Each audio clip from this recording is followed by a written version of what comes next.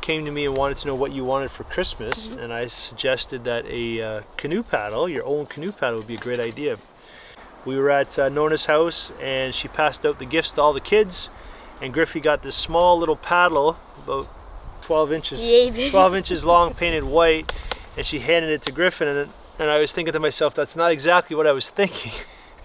And it was a card, and it was a basically an invitation to carve paddles at Lee Valley. So, and then Mommy got me my invitation there, so we were registered to go make our own canoe paddles, and this was actually your Christmas present from your Nona. Isn't that nice? Yeah, it was very awesome. Yep. Thank you, Nona, if you're watching. There you go. So we got there on a Saturday morning at about 9:30 in the morning. Okay, we're heading into Lee Valley to make our paddles. We've been waiting for this for a while. What they do is they, at Lee Valley, they have a workshop in the back, and they have so many positions that they can reserve. I think there's like about 8 people making paddles today. And they had basically the shape of the paddle cut out on from a board, from a plank, this is black cherry wood. So they pretty much had the shape cut out, except it was square and square edges, right? And to be honest with you, we thought, wow, the work was done for us, but it sure wasn't. Oh no, it wasn't at all. It took us all day, and I think we got out of there at 5:30. No, we got out of there like... Yeah, 5:36. I was thinking 8. No, it just seemed that long. Yeah, we got out there about 5:30, but that's 9:30 in the morning, listening to some instruction, and then physical labor. So for us to make both our paddles, we got out of there about 5:30. And then once we got home, we oiled them a little bit, we sanded them down some more, and we put some varnish on them. Yeah, and they look great, they are great. What did we use to take the wood off? A spoke shave, actually. It's a tool that's used to carve, and the guy there that helped us out, he was a great instructor. We're doing the 4th step, which is the joining of the blade to the shaft. This is called the throat of the paddle. This is the finicky part. This is where we gotta take great care not to remove too much. I don't know what it was, but he was just really used to it, and he had a lot of good tips and stuff. He's a really nice guy, but well, he had certainly done it before. He certainly has. He's made canoes, paddles. Yes, yeah. So he certainly knew his stuff, and we got some battle scars on there already from our trip. Yeah, but they're great paddles. This is called a beaver tail. The otter tail. Otter tail. So this is called an otter tail paddle. It's got your name engraved on the paddle. That's out of there. You go. You got your name on the blade. Yeah, it's very nice. Griff's put it to good use this trip. So have you? Yeah, you got yours wet, which is good. Hey, it's a nice change. And it's your own paddle, right? Yeah, this is your first trip. Nice. This is the first trip with this paddle that you made, that we made ourselves, and that's going to be a nice kind of keepsake, right? Yeah, and also you'll have forever. What you can engrave. Pretty nice that way too. We didn't do that at the store. I had that done somewhere else. So. But yeah, should we talk about how they were engraved? Well, we just had them laser engraved. I brought them to a shop that does signs, and basically they engrave any sort of metal. And they put this in like a tabletop. It almost looks like a printer.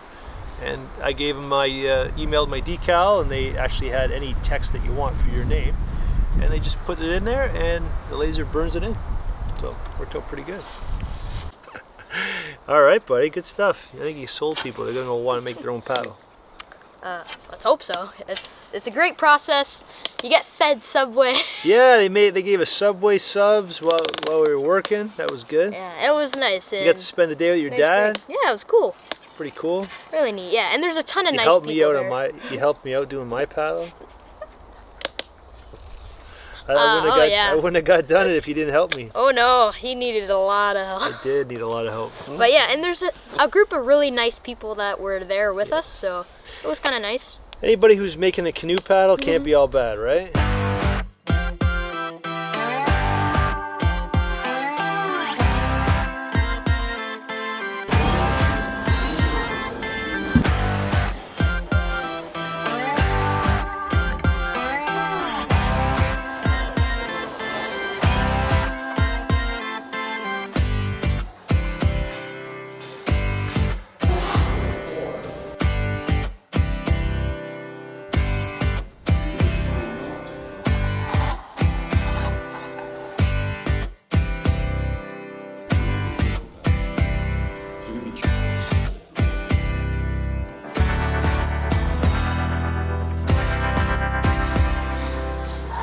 Flat, so now I need to make here to here flat. So there's a ridge right here, so now I need to make this flat from the ruler right here.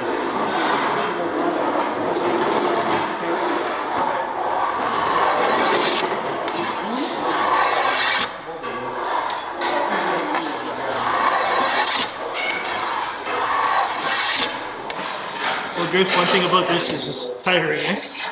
Yeah, but I'm ready to go back and track. That one certainly feels good. Yeah, we've been at it since 9:30 class started. Really started working at 10. It's 1:30 now. And so we're just still finishing up the paddles and we're just getting onto the handle and the top of the handle. But it is Just gotta find Roger, because I don't know.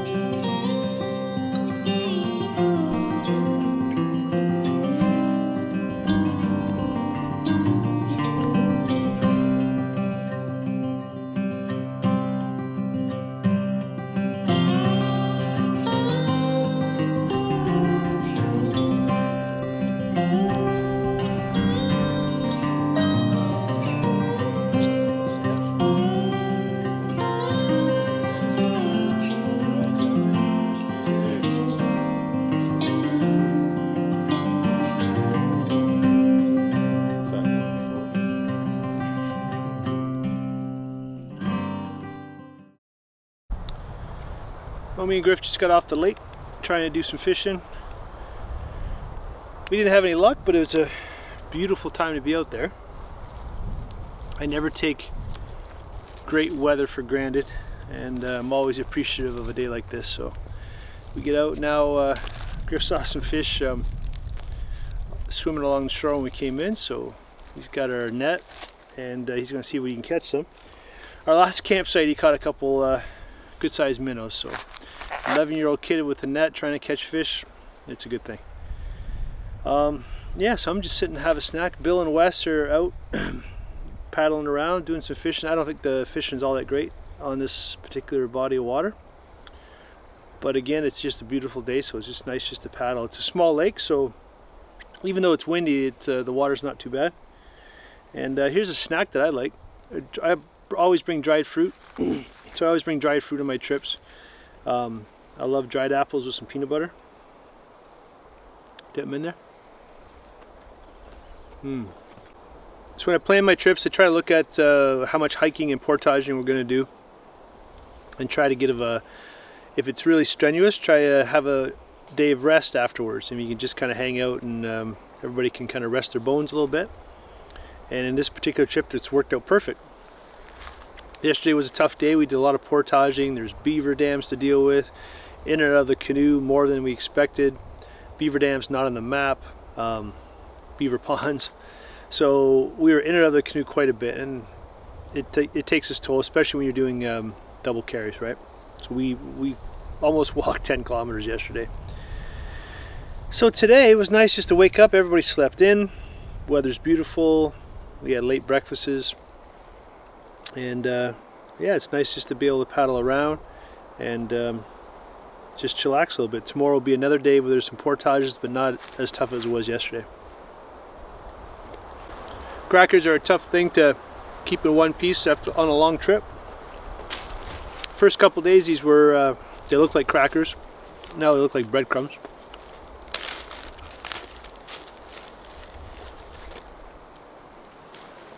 It's about the biggest one I can find.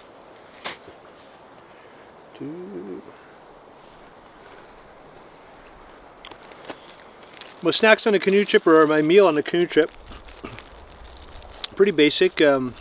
Oatmeal for breakfasts, maybe a pepperoni, maybe salami. But basically, me and Griff have oatmeal every day. It's funny, if you made me eat oatmeal every day at home, I don't think I'd be happy. But here, you don't really seem to mind. I almost look forward to it every morning.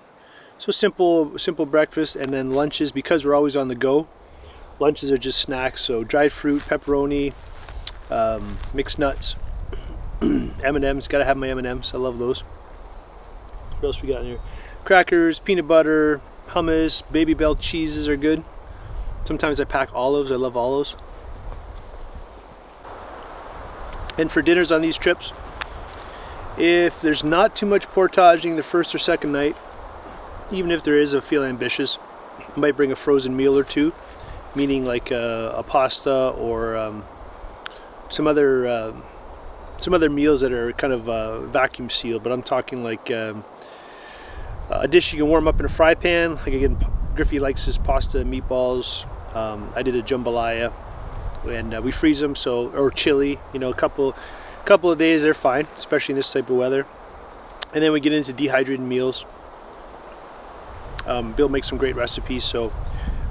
Some dehydrated meals, some Asian noodles with some beef in it, and those dishes are great. I have to say, my opinion is the dehydrated meals that you can buy at REI or Mec. Generally, I'm not crazy about. I mean, a couple years ago, I tried a bunch of them when I first took Griffin out, because I thought he was fussy, and we went home and tried a few of them, and in my opinion, they were like inedible.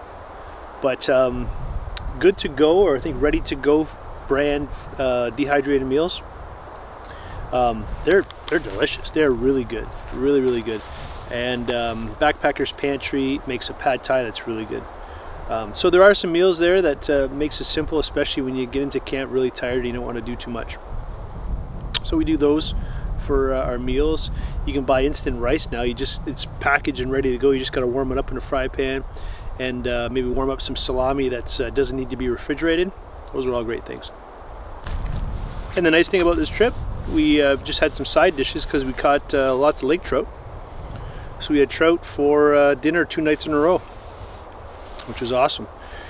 Fried them up. Bill had some different seasonings. One of them was a Vicky's potato chip coating that he had on them. They were awesome. But you can't always count on catching fish, right? So we talked to a lot of people, and compared to other anglers, we've done pretty well so far. So happy with that. I'm just happy to have my son catch fish, right? The trolling system worked out really well.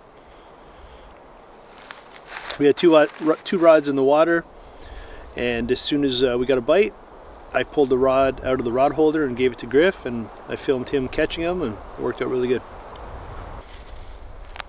So if you ever have questions about these trips, or any sort of trips or gear or equipment that I use, or trips that I go on, feel free to ask me in the comments or email me directly at scott@adrenalineadventures.com. I'm certainly a small enough channel where I try to answer everybody's comments and everybody's emails, unless I'm pretty much on top of the responding to comments pretty quickly, unless I'm away. Like obviously I'm going to be away 10 days. When I get back, I'll have missed some comments, right? But I do try to respond right away, being a small channel, and I do really appreciate the comments and the feedback people give me. I think I try to come across as an ordinary guy trying to do this, and don't ever claim to be an expert in anything. I have been doing this a long time, and I always look at this channel as just trying to inspire people to get out and enjoy stuff like this. You know, Bill and Wes, you know, Wes is doing this because me and Bill did it years ago, and he loved the idea of it, was inspired by our pictures and photos, and now he comes, and my children are coming on this, and I have people at work ask me about doing trips now. So that's the part that I like, and I don't really necessarily have to get anything out of it. It's just kind of cool to see that you're inspiring people to get out here and do trips like this.